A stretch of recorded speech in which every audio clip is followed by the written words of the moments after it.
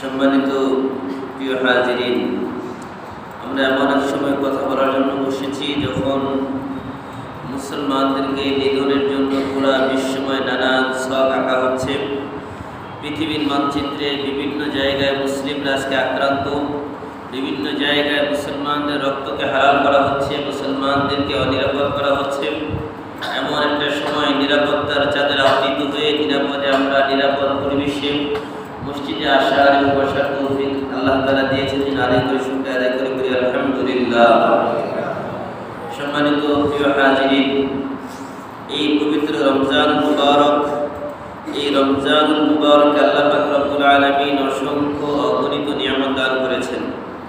আল্লাহ পাক রব্বুল আলামিন এই রমজানকে আল্লাহ তাআলা উম্মতে মুসলিমার জন্য নেক আমলের মৌসুম বানিয়েছেন। এই রমজান মুবারক আল্লাহ পাক রব্বুল আলামিন সবথেকে বেশি মানুষকে রহমত দান করেন, সবথেকে বেশি মানুষকে আল্লাহ তাআলা জাহান্নাম থেকে মুক্তি দেন, সবথেকে বেশি আল্লাহ তাআলা মানুষকে জান্নাতের উপযোগী করে তোলেন। এই জন্য আল্লাহর হাবিব সাল্লাল্লাহু আলাইহি ওয়াসাল্লাম বলেছেন, আউয়ালুহু রাহমাতুন ওয়া আওসাতুহু মাগফিরাতুন ওয়া আখিরুহু ইকতুম মিনান নার।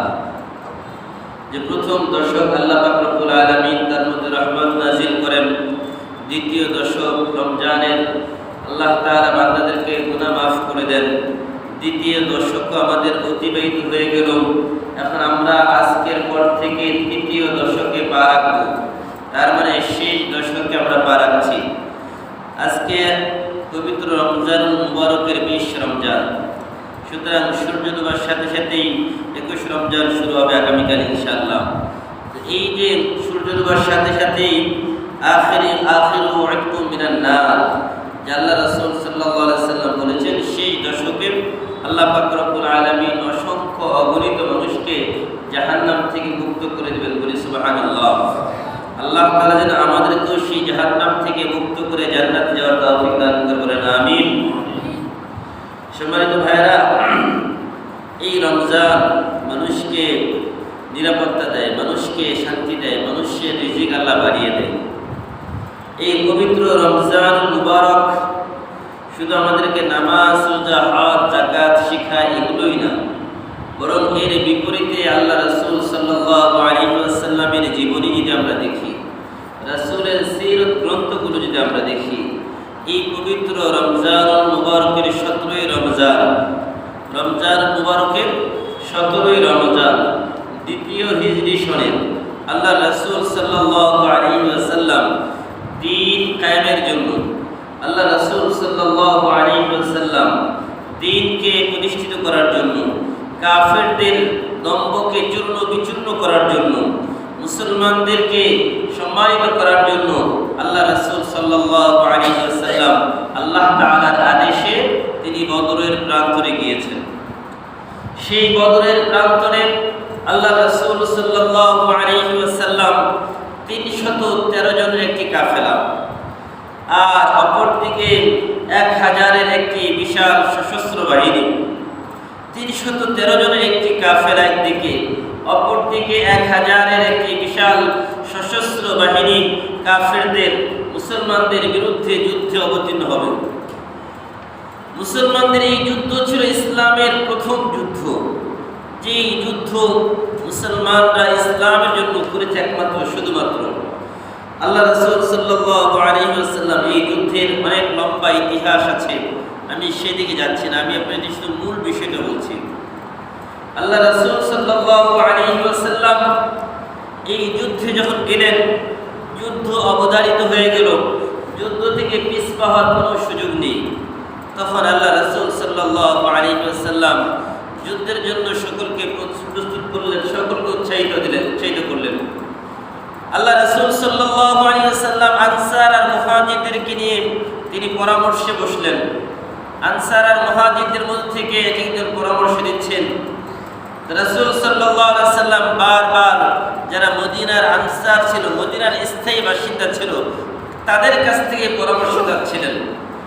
তো একবার, দুইবার, তিনবার বলার পরে হযরত সাদ ইবনে মুআজ রাদিয়াল্লাহু আনহু তিনি দাঁড়িয়ে গেলেন। তিনি বললেন, ইয়া রাসূলুল্লাহ, আমার মনে হয় আপনি মদিনার আনসারদের কাছ থেকে আপনি আমাদের বক্তব্য জানতে চাচ্ছেন যে আমরা আপনাকে সাহায্য সহযোগিতা করব কিনা।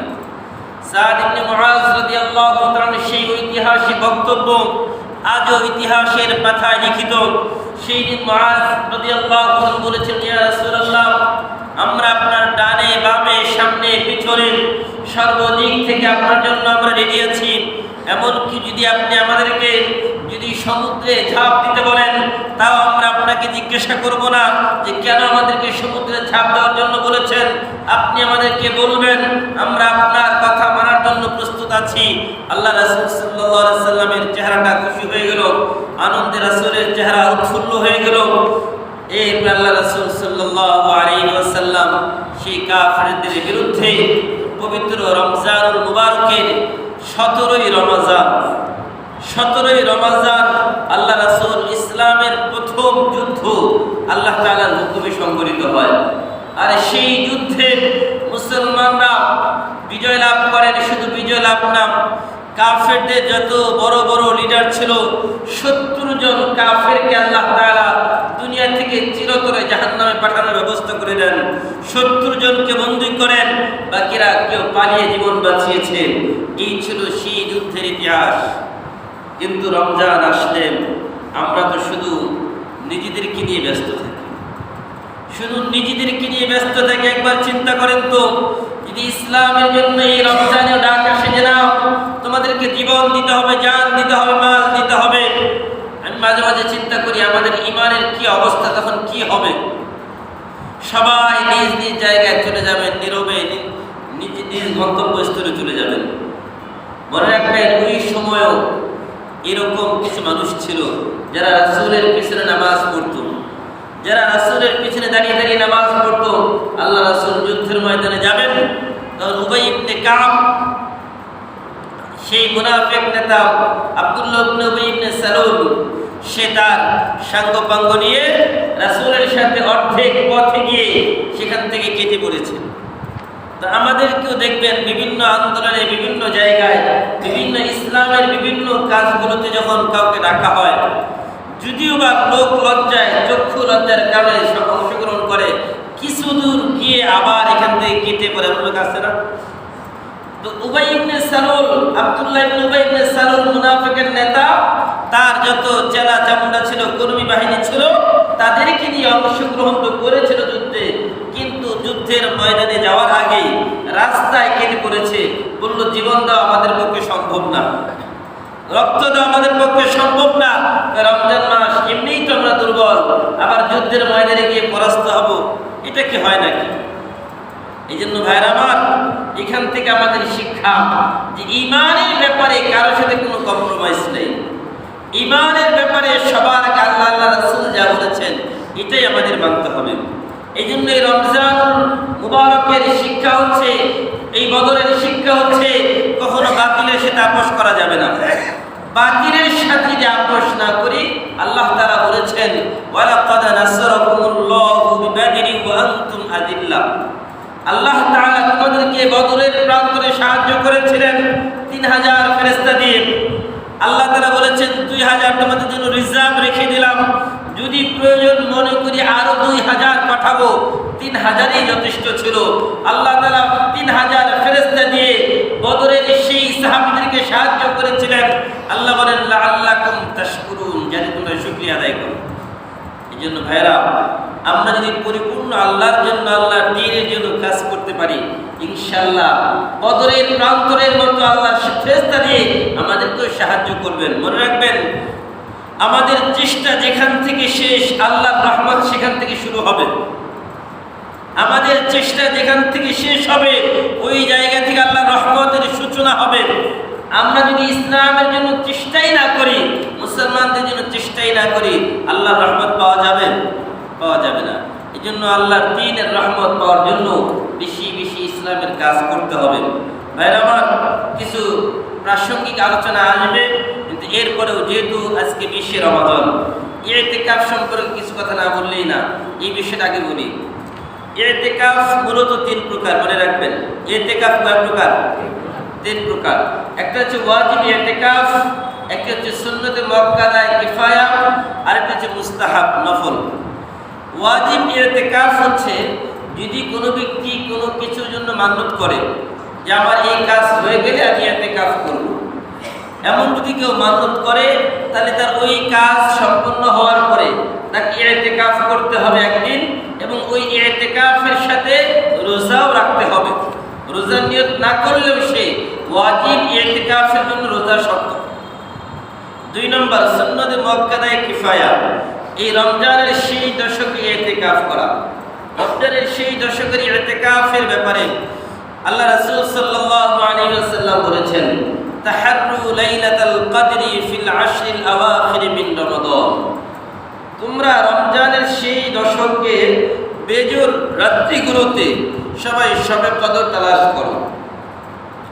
রমজানের সেই দশকে বেজোর রাত্রিগুলোতে তোমরা শবে কদর তালাশ করো।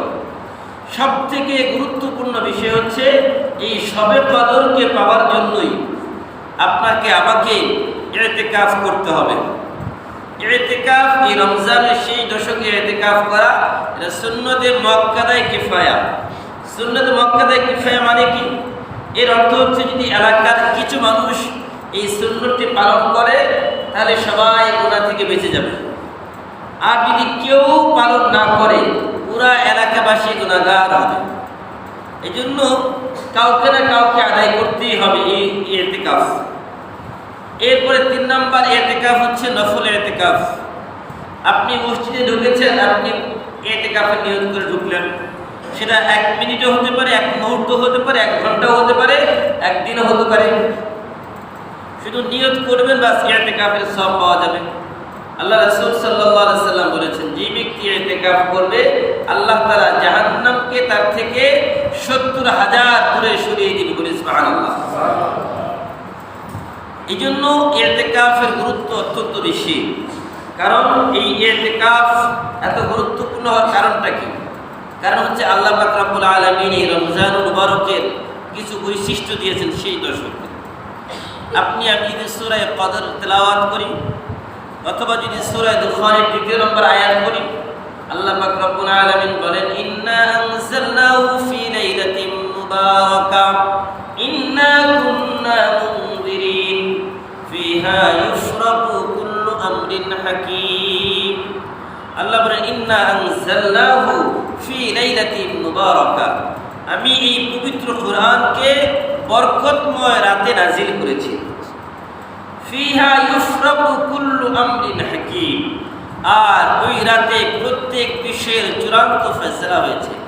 তার মানে এই বরকতময় রাতটি কোনটি? যদি আপনি কোরআনকে বলেন কোরআন সেই বরকতময় রাত কোনটি? কোরআন বলে, ইন্না আনজালনাহু ফি লাইলাতিল কদর।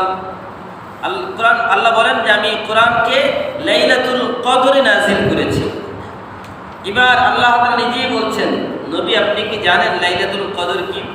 ওমা আদরাকা মা লাইলাতুল কদর, লাইলাতুল কদরি খায়রুম মিন আলফি শাহর।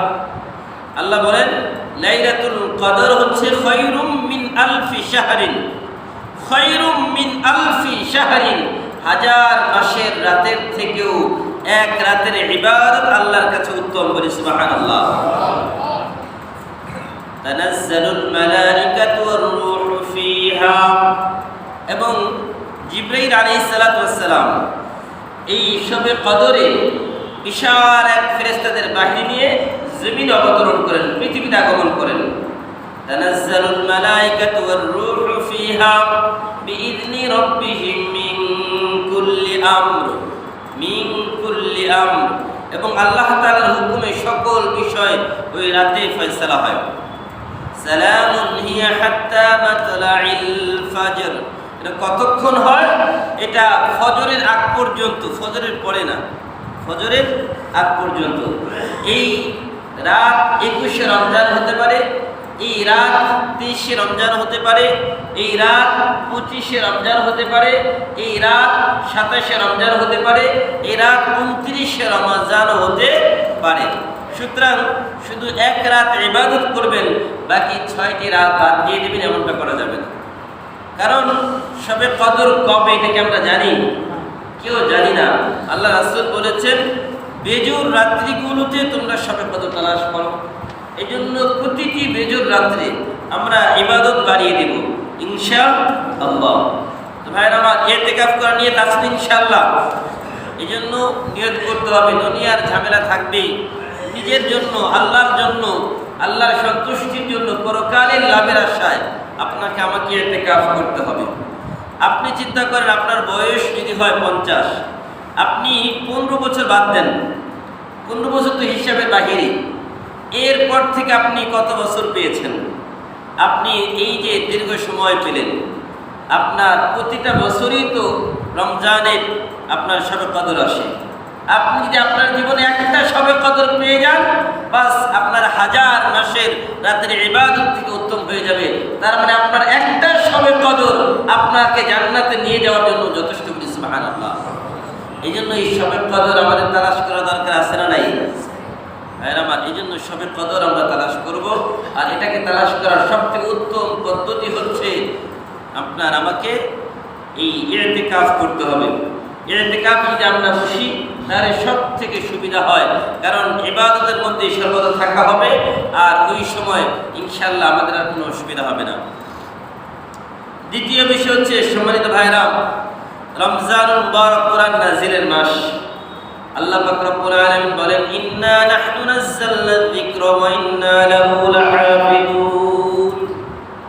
যে আমি আল্লাহ তাআলা কোরআন নাজিল করেছি, আমি আল্লাহ তাআলা এই কোরআনকে হেফাজত করব। এই কোরআনের ব্যাপারে আল্লাহ রাসূল বলেছেন, তাআহাদুল কোরআন। কোরআনের ব্যাপারে তোমরা সতর্কতা অবলম্বন করো, কোরআনের ব্যাপারে তোমরা ওয়াদা করো যে কোরআনের ব্যাপারে তোমরা কোরআন বেশি বেশি তেলাওয়াত করো। কারণ কোরআনের কিছু হক দাবি আছে আমাদের উপরে। কোরআনের 1 নম্বর দাবি কি? কিরাআতুল কোরআন, কোরআনকে বিশুদ্ধভাবে পাঠ করা। কোরআনের 2 নম্বর দাবি কি? তিলাওয়াতুল কোরআন, কোরআন তেলাওয়াত করা নিয়মিত। কোরআনের 3 নম্বর দাবি ফাহমুল কোরআন, কোরআনকে বুঝে বুঝে অধ্যয়ন করা। 4 নম্বর কোরআনের দাবি কি? কোরআনের দাবি হচ্ছে আমালুল কোরআন, এই কোরআনের উপরে আমল করা। এরপরে কোরআনের দাবি কি? ইকামাতুল কোরআন, কোরআনকে জমিনে বাস্তবায়ন করা। এখন যদি কোনো ব্যক্তি কিরাআতুল কোরআন, কোরআন পড়তেই চেষ্টা না করে, তেলাওয়াত না করে, কোরআন বোঝারও চেষ্টা না করে, এবং সে যদি এটা নিয়ে গবেষণাও না করে, এবং যদি আমলও না করে, যদি ইকামাতুল কোরআন, দিন কায়েমের চেষ্টাও না করে, আপনি আমি কোরআনের কত নম্বর সিরিয়ালে আছে চিন্তা করেন। তখন আপনি নিজেকে ভাবেন যে আমি কি এই 6টার মধ্যে কোনটার মধ্যে আছি? আমি কি কোরআন পড়ি? না পড়লে আমি কি কোরআন তেলাওয়াত করি? যদি তেলাওয়াত না করি, আমি কি কোরআন কখনো বোঝার চেষ্টা করছি? যদি বোঝার চেষ্টা না করি, আমি কি কোরআন নিয়ে কখনো গবেষণা করেছি? গবেষণা যদি না করি, আমি কি কোরআনের উপরে আমল করেছি? যদি কোরআনের উপরে আমল না করি, তাহলে আমার দ্বারা ইকামাতুল কোরআন, দিন কায়েম হবে কিভাবে? এই জন্য কোরআনের এই 6টা দাবি আমাদের মানার দরকার আছে না নাই? এই রমজানের একটা বড় আমাদের শিক্ষা হচ্ছে, আমাদের সকলের জন্য রমজানের শিক্ষা হচ্ছে কোরআন তেলাওয়াত আমাদের সকলকে বিশুদ্ধভাবে শিখতে হবে। শিখবেন ইনশাআল্লাহ? কি বলেন, শিখবেন? এরকম অনেকেই আছে যারা আমরা পারি না, এমন লোক আছে না নাই? বয়স দেখা গেল সাদা, কালো চুলগুলো সাদা হয়ে গেছে, টাইট ফিট, চামড়াটা ঢিল হয়ে গেছে, শরীরের কোমরে ভাঁজ পড়ে গেছে, শরীরটা কোমরটা কোজা হয়ে গেছে, আগের মতো শরীরের শক্তি পাওয়া যায় না। কিন্তু মনে রাখবেন, দুনিয়ার অনেক ডিগ্রি অর্জন করেছেন, দুনিয়ার সব ডিগ্রি অর্জন করেছেন, দুনিয়ার সব থেকে বড় চাকরিও আপনি করেছেন। আপনার ওই ডিগ্রির সুবিধার্থে যদি আল্লাহর কোরআন পড়তে না পারেন, যদি আল্লাহর কোরআন পড়তে না পারেন, আপনার থেকে বড় মূর্খ দুনিয়াতে আর কেউ নাই। মনে রাখবেন, আপনার থেকে বড় মূর্খ আর দুনিয়াতে কেউ নাই। কারণ আল্লাহকে আপনাকে জিজ্ঞাসা করবে মৃত্যুর পরে, দুনিয়াতে কতগুলো ডিগ্রি অর্জন করেছে, জিজ্ঞাসা করবে মনে হয় নাকি? এটা জিজ্ঞাসা করবেন না ভাই, আপনি কোরআন পড়েছেন কিনা এটা আপনাকে জিজ্ঞাসা করা হবে। কোরআনের ব্যাপারে আল্লাহ রাসূল সাল্লাল্লাহু আলাইহি সাল্লাম বলেছেন যে কোরআন হয়তো আপনার পক্ষে সাক্ষী হবে অথবা বিপক্ষে সাক্ষী হবে, এর বাহিরে কিছু নাই। আল্লাহ পাক রব্বুল আলামিন বলেন, ফারিকুম ফিল জান্নাতি ওয়া ফারিকুম ফিস সাঈর। দুনিয়াতে মানুষগুলো দুই দলে বিভক্ত। কয় দল বলেন? একটা হচ্ছে জান্নাতি আর একটা জাহান্নামী। বলেন, একটা জান্নাতি। আপনারা এই কথা বুঝতেছেন? এরপর আল্লাহ পাক রব্বুল আলামিন আরেক জায়গায় বলেছেন, আলা ইন্না হিজবাল্লাহি হুমুল মুফলিহুন আলা ইন্না হিজবাশ শাইতানি হুমুল খাসিরুন। একদল জান্নাতি আর একদল জাহান্নামী। জান্নাতি কারা? আলা ইন্না হিজবাল্লাহ হুমুল মুফলিহুন, যারা আল্লাহর দলের অন্তর্ভুক্ত তারা সফলকাম, তারাই জান্নাতি। আর যারা শয়তানের দলের অন্তর্ভুক্ত, আলা ইন্না হিজবাশ শাইতান হুমুল খাসিরুন, আর যারা শয়তানের দলের অন্তর্ভুক্ত তারা ক্ষতিগ্রস্ত। সেই ক্ষতির পরিমাণটা কি? খাসিরাত দুনিয়া ওয়াল আখিরাহ ওয়া হুয়া ফিল আখিরাতি মিনাল খাসিরিন। সে দুনিয়াতেও ক্ষতিগ্রস্ত, পরকালেও ক্ষতিগ্রস্ত। এইজন্য আমরা কি আল্লাহর দলে থাকবো নাকি শয়তানের দলে যাব? বলেন, কার দলে থাকবেন? আল্লাহর দলে থাকলে জান্নাত, শয়তানের দলে থাকলে জাহান্নাম।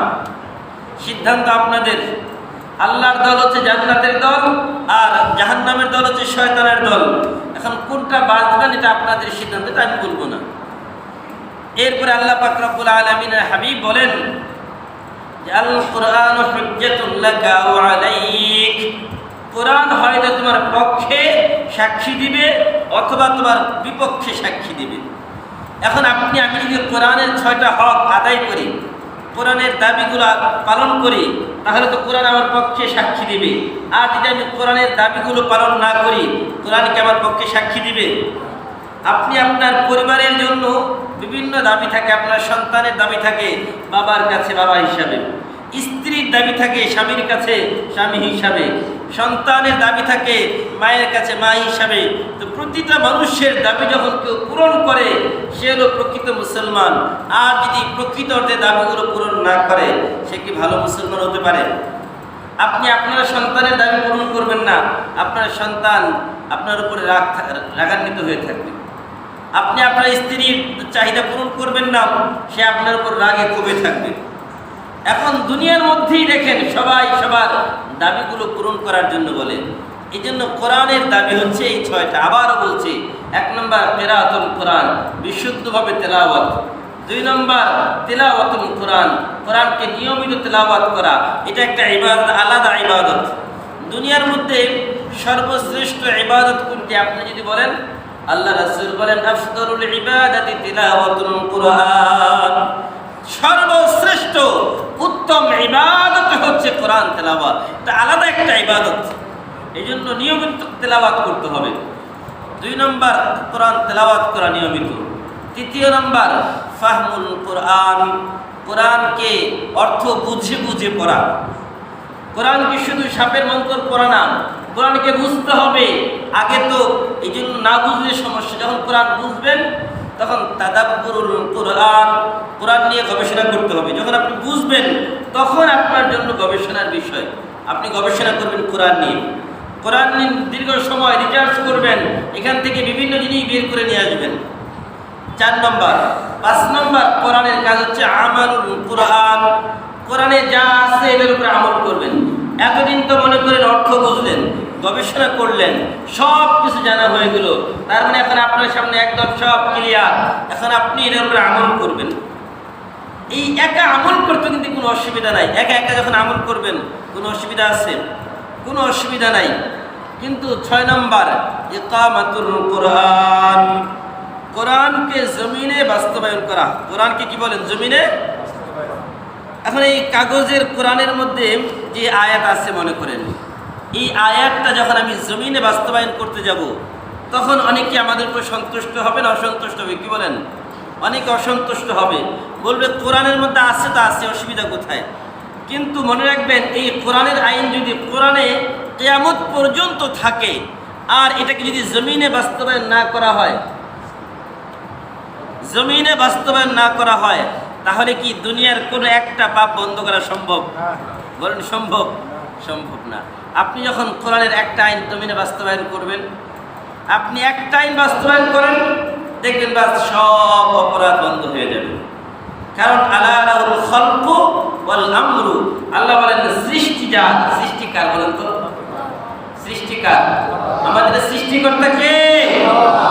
সবাই বিশ্বাস করি, সবাই বিশ্বাস করি, অনেকে বিশ্বাস নাও করতে পারে। এটা আল্লাহ আশ্চর্য হয়ে বলছেন যে কাইফা তাকফুরুনা বিল্লাহ ওয়া কুনতুম আমওয়াতা ফাআহইয়াকুম সুম্মা ইউমীতুকুম সুম্মা ইউহয়ীকুম সুম্মা ইলাইহি তুরজাউন। কি বড় আশ্চর্যের বিষয়! কিভাবে তোমরা আমাকে অস্বীকার করো, কিভাবে আমাকে অস্বীকার করো? কাইফা তাকফুরুনা বিল্লাহ ওয়া কুনতুম আমওয়াতা, তোমরা তো নিষ্প্রাণ ছিলে, মৃত ছিলে, তোমাদের অস্তিত্ব বলতে কিছুই ছিল না। ফাআহইয়াকুম, আমি তোমাদেরকে জীবিত করলাম। সুম্মা ইউমীতুকুম, তোমাদেরকে মৃত্যু দিব। সুম্মা ইউহয়ীকুম, আবার তোমাদেরকে কিয়ামতের ময়দানে উঠাবো। সুম্মা ইলাইহি তুরজাউন, আমার কাছেই তো ফিরে আসতে হবে। তারপরেও আমাকে কিভাবে ভুলে যাও? শুরুটাও আমার কাছে, শেষও আমার কাছে, কিভাবে ভুলে যাও? বড় আশ্চর্য হয়ে আল্লাহ বলছেন, এটা কতটা যদি এটা অবিবেচকের কাজ, কতটা মানুষ জ্ঞান শূন্য হলে এমনটা করতে পারে। মানুষ নিজের ভালো বুঝে না, কি আছে বলেন? আমাদের সমাজে বলে যে পাগলও নিজের ভালো বোঝে, পাগল নিজের ভালো বোঝে, কিন্তু আমরা মুসলিম উম্মাহ আমাদের ভালো বুঝি না, আমরা মুসলিম উম্মাহ আমাদের ভালো বুঝি না। এই জন্য আমরা কোরআন যা বলে এটা মানতে রাজি না। 6 নম্বর, কোরআনের দাবি হচ্ছে ইকামাতুল কোরআন।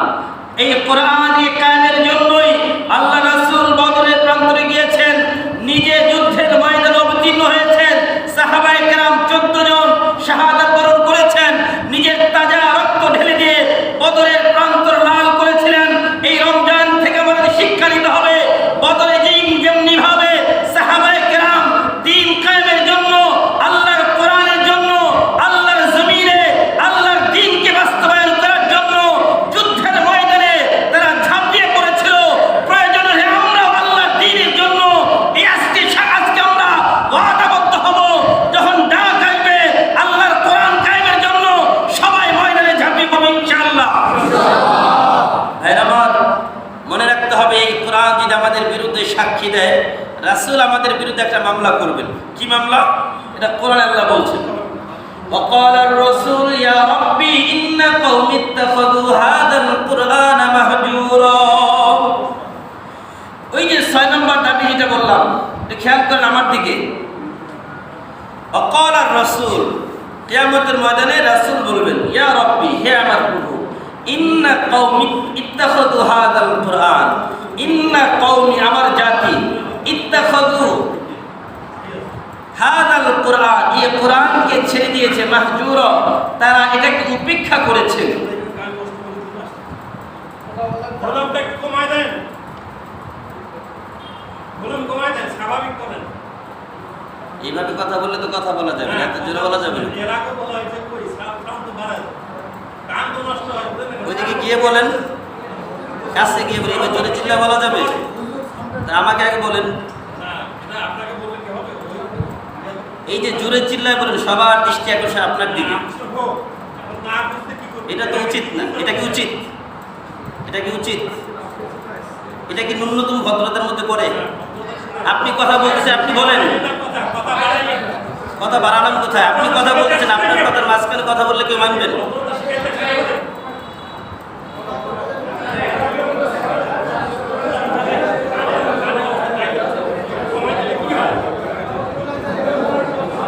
কেউ কথা না বলি। সম্মানিত ভাইরা,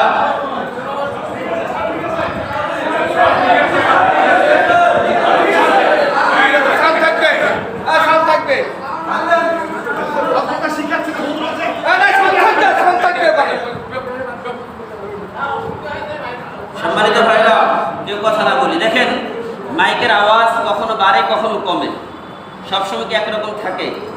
বলেন তো। এই যে কথা বলতেছি, সবসময় কি আওয়াজ একরকম হচ্ছে? কখনো বাড়তেছে, কখনো কমতেছে, এটাই নিয়ম। আপনি যখন মাইকে কথা বলবেন, আমি তো একজন মানুষ, কষ্ট নিয়েন না ভাই, মাফ চাই, হাত জোর করে মাফ চাই, কষ্ট নিয়েন না। আমি তো একজন মানুষ, আমি মেশিন না। আসলে মেশিন হলে সাউন্ড দিয়ে রাখবেন, মতো চলবে, কিন্তু আমি তো মানুষ, কখন আওয়াজ বেশি হবে, কখনো কম হবে, কখনো একটু ভয়েস বেশি হবে জোরে, কখনো কম হবে। এটাই বক্তৃতার সুন্নত।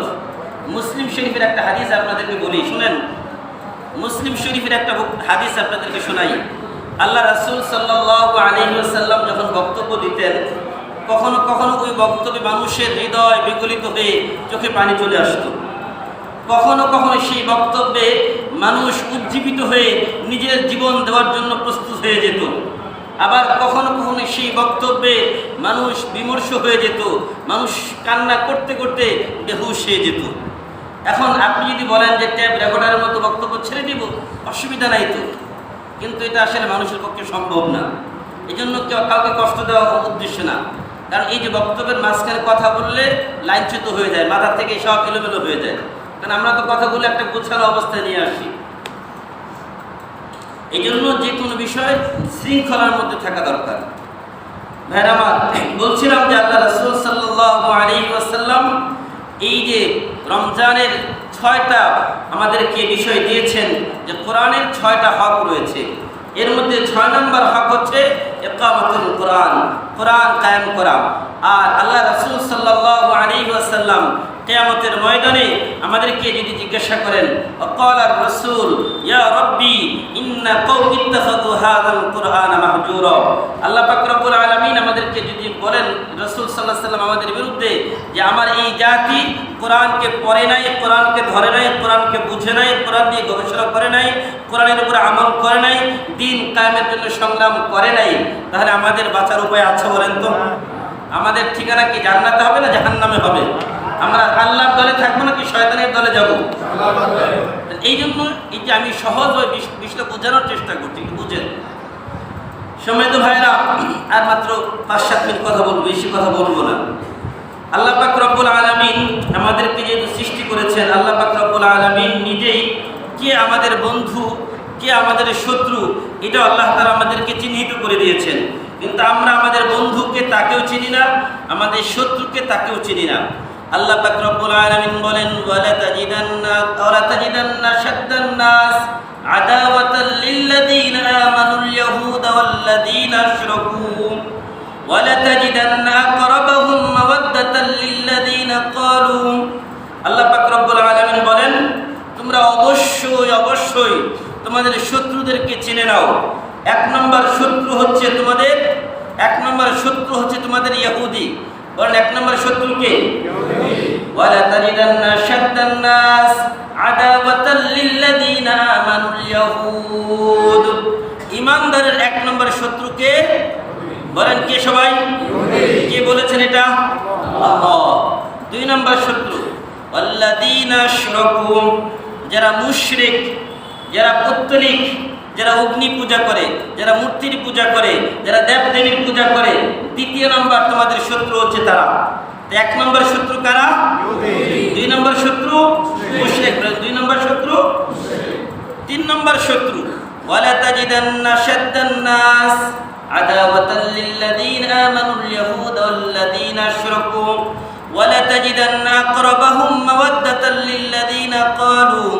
এরপর আল্লাহ বলেন, ইন্না নাসারা, তোমাদের 3 নম্বর শত্রু হচ্ছে ওই ইহুদিদের তুলনায় কিছুটা কম, সেটা হচ্ছে নাসারা, খ্রিস্টান। 3 নম্বর শত্রুকে? খ্রিস্টান। 3 নম্বর শত্রু খ্রিস্টান। আল কুফরু মিল্লাতুন ওয়াহিদা, সকল কুফরি শক্তি এক জায়গায় ঐক্যবদ্ধ তারা। সেটা কোথায়? যে মুসলমানদেরকে পৃথিবী থেকে সরিয়ে দাও, মুসলমানদেরকে পৃথিবী থেকে সরিয়ে দাও। আর এটার জন্য সকল বিশ্বের সকল সংস্থাগুলো কাজ করছে। তারা নানাভাবে মুসলমানদেরকে পৃথিবীর মানচিত্র থেকে ধ্বংসের নানান পায় তারা করছে। আর এইভাবেই মুসলমানদের রক্ত দিয়ে পৃথিবীর মানচিত্রগুলো ভাসিয়ে দিচ্ছে। ভাইয়ের আমার, এখন দেখেন যেখানে আল্লাহ তাআলা আমাদের শত্রু চিহ্নিত করে দিলেন, ইহুদি 1 নম্বর শত্রু, 2 নম্বর শত্রু হচ্ছে মুশরিক, 3 নম্বর শত্রু হচ্ছে খ্রিস্টান। কিন্তু এরাই আমাদের সবথেকে কাছের বন্ধু বানিয়ে ফেলেছে। আপনি দেখেন একটা দেশের পররাষ্ট্রনীতি, কূটনৈতিক সম্পর্কগুলো দেখেন, সবথেকে কাছের বন্ধু কারা? যারা মুশরিক। সবথেকে কাছের বন্ধু কারা? যারা খ্রিস্টান। সবথেকে কাছের বন্ধু কারা? যারা ইহুদি। এদেরকে ছাড়া আমাদের চলে না। অথচ আল্লাহ বলেছেন তারা তোমাদের উপর ততক্ষণ পর্যন্ত সন্তুষ্ট হবে না যতক্ষণ না তোমরা তাদের ধর্ম গ্রহণ করো। বলবেন এটা দলিল আছে? হ্যাঁ, ওয়ালান তারদা আনকাল ইয়াহুদ ওয়ালান নাসারা হাত্তা তাত্তাবিআ মিল্লাতাহুম কুল ইন্না হুদাল্লাহি হুয়াল হুদা ওয়ালাইন ইত্তাবা'তা আহওয়াআহুম বা'দাল্লাযী জাআকা মিনাল ইলম মা লাকা মিনাল্লাহি মিন ওয়ালিয়্যিন ওয়ালা নাসীর। আল্লাহ পাক রব্বুল আলামিন বলেন যে তোমাদের ওয়ালান তারদা আনকাল ইয়াহুদ ওয়ালান নাসারা, ইহুদি এবং খ্রিস্টান তারা ততক্ষণ পর্যন্ত সন্তুষ্ট হবে না হাত্তা তাত্তাবিআ মিল্লাতাহুম, যতক্ষণ না তোমরা তাদের ধর্ম গ্রহণ করবে, যতক্ষণ না তোমরা তাদের ধর্ম গ্রহণ করবে। কুল ইন্না হুদাল্লাহি হুয়াল হুদা ওয়ালাইন ইত্তাবা'তা আহওয়াআহুম বা'দাল্লাযী জাআকা মিনাল ইলম। এরপরে আল্লাহ বললেন তোমাদের কাছে সুস্পষ্ট কোরআনের বার্তা আসার পরেও যদি তোমরা তাদের অনুসরণ করো, তাদের কথা মেনে চলো, তাদের কথায় দেশ পরিচালনা করো, মা লাকা মিনাল্লাহি মিন ওয়ালিয়্যিন ওয়ালা নাসীর, তাহলে তোমাদের জন্য কোনো সাহায্যকারী পাবে না, তোমাদের জন্য কোনো। এই জন্য আল্লাহর সাহায্যের জন্য দেশের মধ্যে এমন দেশের সাথে আমাদের বন্ধুত্ব করতে হবে যে বন্ধু হলে আমাদের দেশের উপরে শান্তি আসবে। এখন আমরা এই এমন লোকদেরকে বন্ধু বানিয়েছি যাদের কারণে আল্লাহর রহমত আমাদের দেশের উপরে আসা বন্ধ হয়ে গেছে। ভাইরা আমার, এই জন্য এটার ব্যাপারে খুব সাবধান হওয়া চাই। শত্রু আর বন্ধু চেনা চাই, শত্রু কারা আর বন্ধু কারা। বন্ধু যদি আমরা বন্ধুদেরকে গ্রহণ করি আল্লাহ রহমত নাজিল করবেন, আর যদি শত্রুদেরকে বন্ধু বানাই আল্লাহর গজব আমাদের উপরে আসবে। এই জন্য বন্ধু আর শত্রু চেনা দরকার আছে না? এরপরে আসুন আমরা বর্তমান ফিলিস্তিন সম্পর্কে যে একটা কথা না বললেই না। ফিলিস্তিনের গাজায় এই যে যুদ্ধ বিরতির নামে যুদ্ধ বন্ধের চুক্তির যখন চলছিল, এমত অবস্থায় গাজায় সাহারির সময়, ইফতারের সময়, এমন এমন সময়গুলোতে তারা বিভিন্নভাবে আমার গাজার মুসলমানদের উপরে এমনভাবে অ্যাটাক করছে। এক এক সময় গত প্রথম দিনের আমরা যে খবর দেখেছি 4 শতাধিকের উপরে মানুষ শাহাদাত বরণ করেছে। এই যে যুদ্ধ বিরতি যখন চলছিল ওই সময় ইহুদির ওই লাল চামড়ার কুত্তারা মুসলমানদের উপরে যে আক্রমণ করলো, নির্বিচারে গণহত্যা চালালো, আজকে জাতিসংঘের মতো কোনো একটা সংগঠনও কোনো কথা বলছে না, তাদের নিয়ে কোনো বিবৃতি দিচ্ছে না। কেন? একটাই অপরাধ, সেটা কি? ওমা নাকামু মিনহুম ইল্লা আইয়ুমিনু বিল্লাহিল আজিজিল হামিদ। একটাই আমাদের অপরাধ, সেটা হচ্ছে আমরা মুসলিম, আমরা মুসলমান হওয়াটাই আমাদের তাদের অপরাধ তাদের কাছে।